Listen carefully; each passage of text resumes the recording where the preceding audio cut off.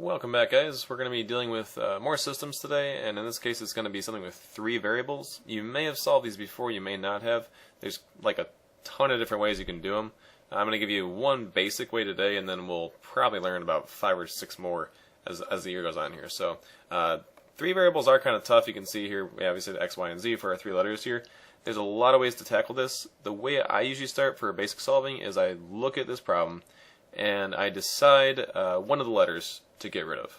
And you can do any of the 3, but depending on the problem you're given, sometimes one's easier than the others. For example, you might notice there's a -2z and a 2z here. That's kind of nice. You also might notice there's a -3 here, and these are both singular y's. So if you triple one of these, then that would disappear as well. But the thing you have to realize is that you want to get rid of the same letter multiple times. Essentially, I'm going to choose to go with Z here, just because it is so easy to just start right away. Okay, so for example, what I'm going to do is I'm going to just first add these 2 rows together. So forget about the top for a second. We'll just add those 2 together. What I'll get is x and x and 3x is 4x, -3x with, or -3y with y is -2y.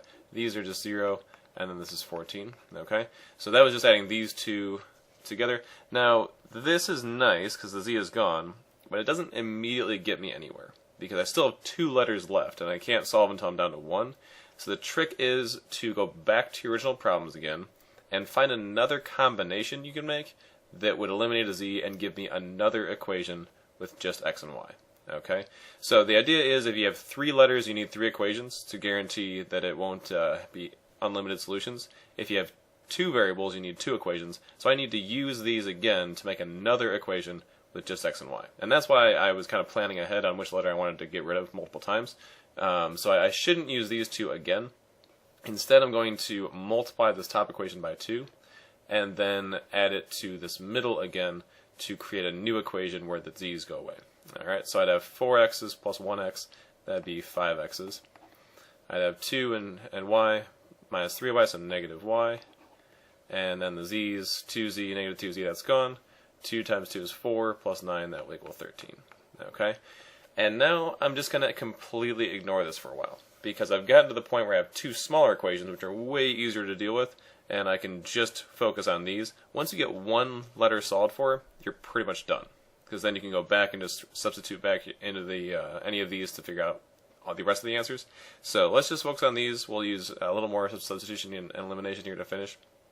I'm going to multiply this by -2 to get the y's here to line up again. So let's rewrite this first equation.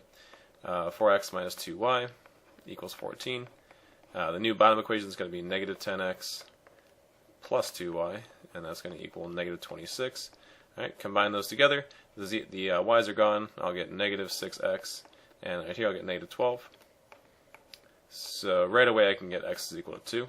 And again, once you get one of the letters, you're pretty much done, because I can take this 2 and I can put it back into either of these equations to get the y, and then once I have the x and the y, I can go back into any of these equations to find the z. So let's go back into this equation. We know that 5 times 2 minus y is supposed to be 13. So 10 minus y is supposed to be 13. That'll turn out y is equal to -3. And finally, now that I have both those letters, I'm going to go back to one of my top equations here, plug that in, and find the z. I'm going to use this top one because it's pretty easy. 2 times 2 plus -3 plus z is supposed to turn into 2. And so this is 4. So 4 plus -3 is 1. So 1 plus z is supposed to be 2. Take away 1 from both sides, and z is 1. So your final answer would be 2, -3, 1. 3-dimensional point there. Okay. So again, just when you see a problem like this, 3 variables that you're solving for, pick one of the variables. Any of the 3 is fine. Pick one of them to eliminate twice, so you get to the point where you have 2 smaller equations that don't have that letter at all anymore, and then you can continue to break this down until you get one of the letters, and then back substitute your way until you get one common point there.